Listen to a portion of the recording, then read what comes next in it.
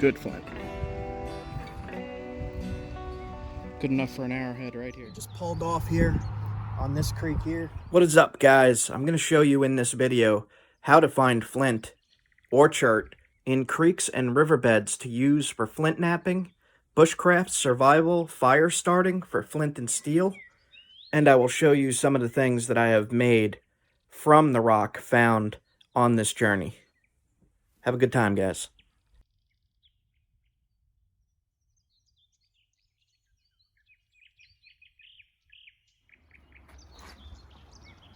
So I'm gonna need to find a hammerstone to bust open these rocks. And I know what I'm looking for here. It's a black, blue, gray flint. I see a pretty good hammerstone right here. Oh, it's a little big. But I'm looking for something egg-shaped like that. So this one here will do, I think. It's more of a sandstone hammerstone, but that grabs the edge a little better. All right. This might be some right here.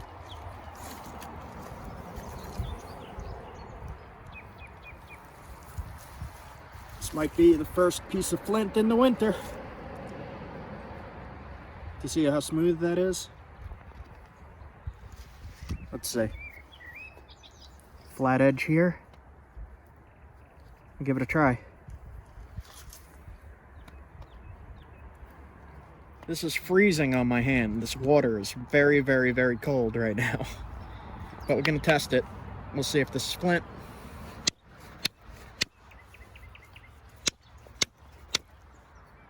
If it is, it's tough. That is flint. Let's try to get a good flake off. This is kind of difficult.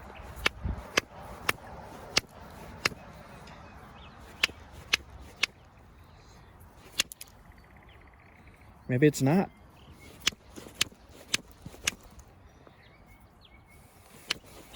That is not flint. I am shocked. This is not flint. I thought it was. It tricked me. I don't know what that is.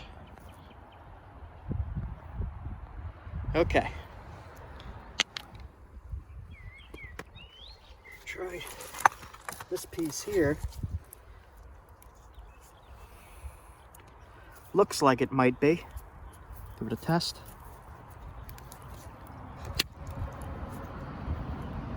And that is.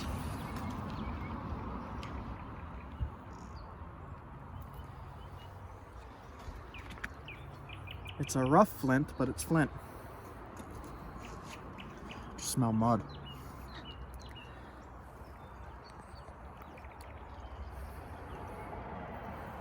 So I saw on the underside here a flake taken out and river polished.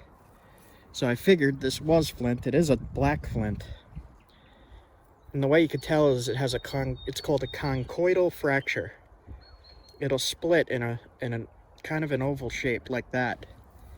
I'll show you another one right here. See how it's like an oval shape? And this is going to be a tough black flint. This will knap, but it'll be very, very difficult to work. But it will work. I'm not sure what kind this is. It's got a little bit of limestone in it, a tiny bit, and some quartz inclusions. So, first piece of flint in the winter, in the snow, in the freezing cold creek. My hand is covered in crud, and I'm about to rinse it in the freezing cold water. So, my hand won't be usable for a little bit, but at least I found flint. Let's see how cold this is. All right. Oh, ah, Jesus. All right. Not really gonna be able to wash my hand. Turn freaking purple. Jesus. There's a really nice piece of flint that I just spotted right here, but it's really small. I'll pick it up. Oh. very, very shiny blue. Blue-gray. It's very cool. I've not seen this here. Maybe more? This is more.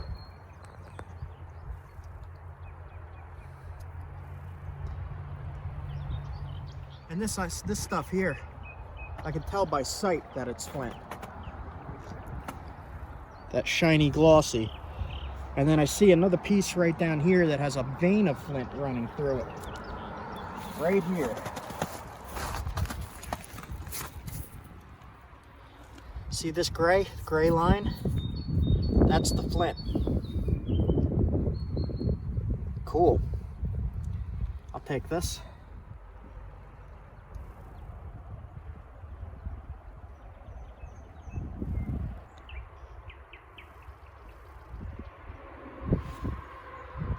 The way I could tell that's limestone is it's gray and chalky. And so one of the bonuses of looking along a creek is when you're looking in the water, you could easily identify flint. It stands out when it's wet. So if you're looking for small pieces for flint and steel fires in your creeks, you could find stuff like this. This will work perfect for flint and steel. You put this in your fire starting kit. I got some flint, fire steel, char cloth.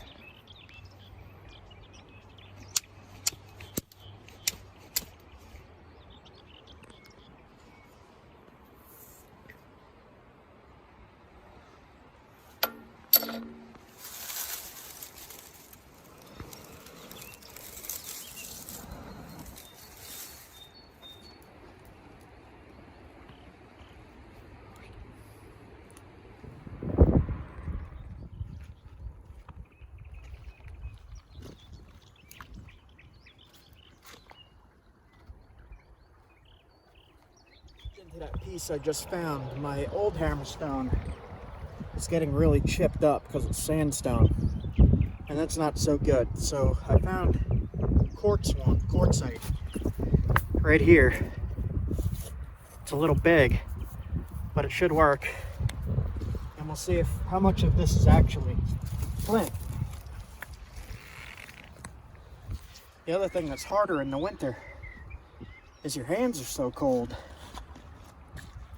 that you're gonna have a hard time hitting these platforms. That is flint. It's not a high quality flint, but it is flint. Let me try on this side.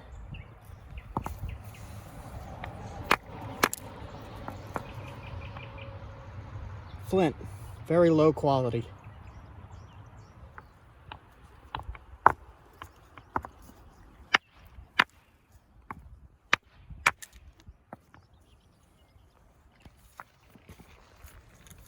So it's limestone mixed with flint on this piece.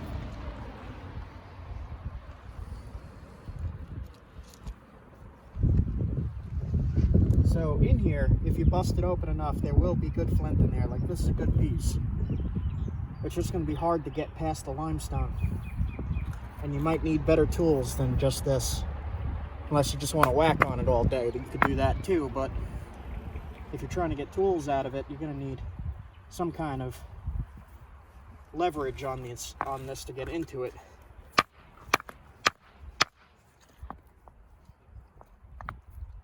So there is flint in this creek, but it's not as high quality as I would like.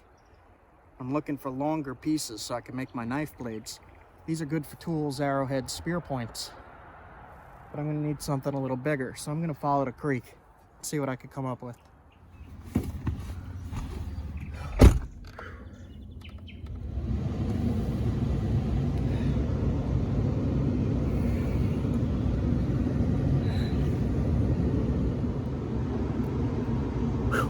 That is cold. Cold!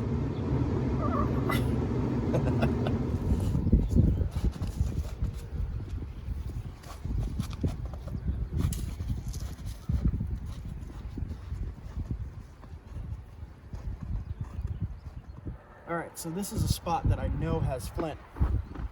Problem is, you can see the rock line in the water right here. and that's where I was finding the flint, and that looks like it's about 3 feet deep right there. And this time the deposit location has changed from here to there. So everything's going to be on the other side, and I can't get over there. That's private property. Not going over there. So it looks like all of the rocks are underwater here. This is where we usually go to look and go to stand, is right down here. It's underwater. We can't get to it right now. So this area looks like a no-go. We'll try one more thing and then we're going to head out.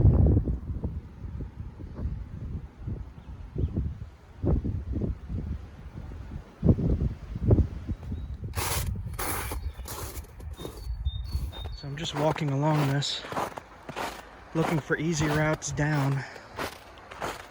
Leah is way ahead of me, way down the river. Just looking to see if there's any large rocks that look like flint, and I don't really see any.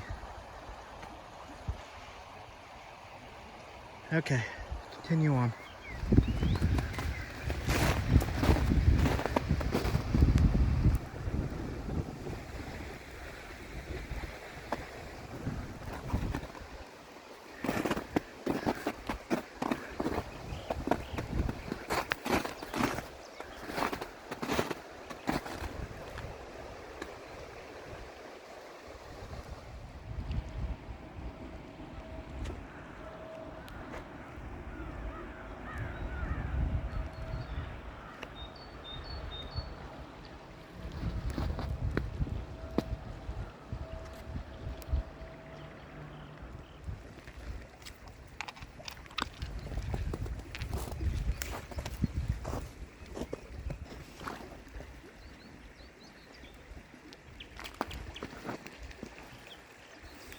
Yeah, these are definite.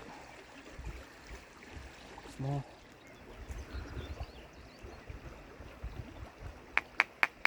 I don't think so, but you never know.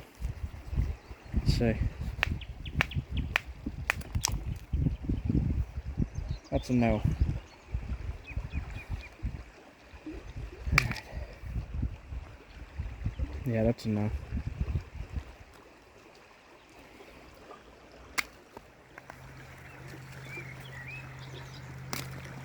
Alright, piece here with some chips taken out of it from tumbling. This is definitely flint. This is a maybe. I'll give it a test.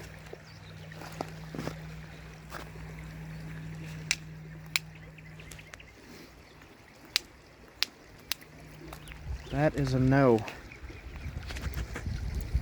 Limestone. This is a yes.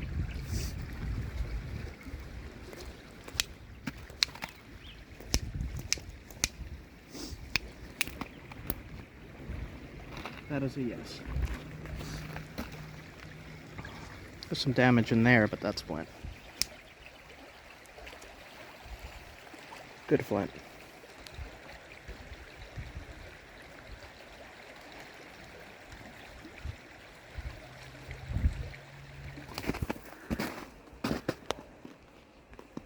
So here is a vein of flint running through this rock. This looks a little loose.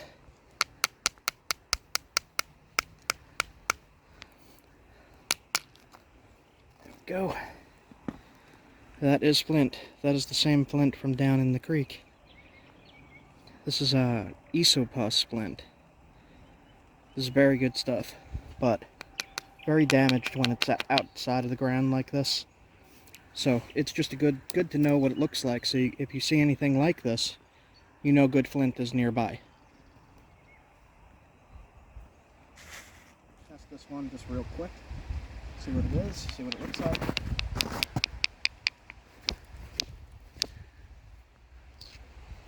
Good flint. Good enough for an arrowhead right here. Very good. So the reason this isn't so good is it's very little space surrounded by a bunch of cortex, different type of stone. And it would be really difficult to get to make any kind of blade out of this. But if you want to take a piece off for a fire steel off the corner, that'd be fine. Little tiny thing to make sparks. One of the questions I had was, in Paleolithic times, Paleo times, were they able to find creek cobble flint with the ice and the snow, it being the Ice Age and all?